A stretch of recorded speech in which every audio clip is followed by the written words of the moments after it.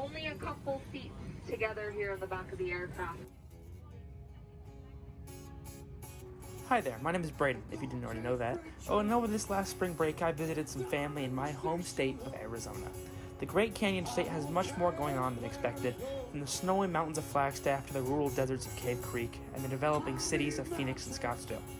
With this documentary, I wanted to share my love for this beautiful and magnificent state.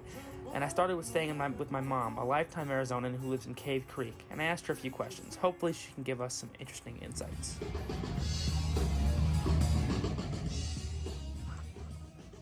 So how would you describe Arizona to somebody who's never been here before? A very interesting place. A place of a mixture between cowboys and active humans and athletes and motorcycle riders and a lot of snowbirds. We'll come back to her, I promise, but she's not the only one I asked questions to. So how would you describe Arizona to someone who's never been here?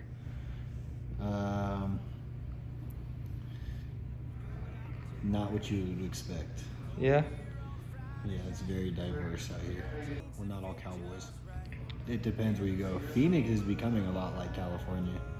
Phoenix is a lot like LA was in the 90s. The city is just growing more than it can handle. Whereas the rest of Arizona is nothing like California. It's probably like the urban side of California, or like the more rural area. But not nearly as pretentious. Yeah. I promised you, didn't I? Who's the most interesting person or the most interesting thing you've seen in Arizona? Oh, Cave Creek, Arizona, for sure. Well, I think it's a mixture of, again, cowboys. You get a mixture of people riding down the street in tractors, riding horses down the street, triathletes, and motorcycle riders, and they all come together just as one big family. And it's the most hodgepodge group of people that it's like a good old small town feel, and it's very interesting.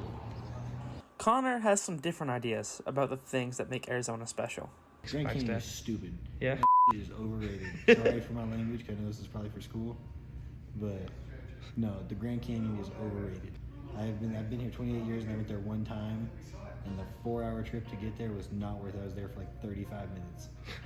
If you're gonna go hike or do Havasupai Falls, then it's worth it, because then you're there for like a few days. But if you're just gonna go up there to see it, waste your time. Google it. Looks just like that. I would say one of my most interesting stories, or just a lot of people, if you're from Arizona, one thing we get to experience here that nobody else in this country gets to experience is haboobs. The haboob is a giant dust storm, but it's a dust storm that you can see coming in. I've lived through like 3 or 4 of those in my lifetime. And they're just extremely cool to watch come in, because they're just, it's like surreal. It's literally a wall of just brown, and it's going so fast that you can just watch it move, and it comes from hundreds of miles away. Arizona has plenty of things special about it. So as a follow-up question, I decided to ask what their favorite aspect of Arizona. I think the way that everybody comes together, and depending on what part of Arizona, especially these outskirts, you know, you saw today, kids are still riding their bikes outside. We don't really have to lock our doors. It's, you know, you can go anywhere and everybody knows your name, their families, and it's a very welcoming place to outsiders. We make everybody, like, once you're here, you're family. Connor couldn't pick a favorite, so I asked him something else. Do you take any pride being from Arizona or living here? I didn't used to, but as I get older, yeah. Yeah? Yeah. Because it seems like everybody wants to be from Arizona now. Yeah. I don't know why. But I'm a true Phoenician. It's one of the fastest growing states in America. It was the fastest for like 4 years in a row. Arizona holds a truly special place in my heart. The memories of family and fun and friends are irreplaceable to me, and I hope with this documentary that I've been able to share with you even a fraction of my love for this great state. I also hope you had a good time. With that, thank you for watching, and have a good day.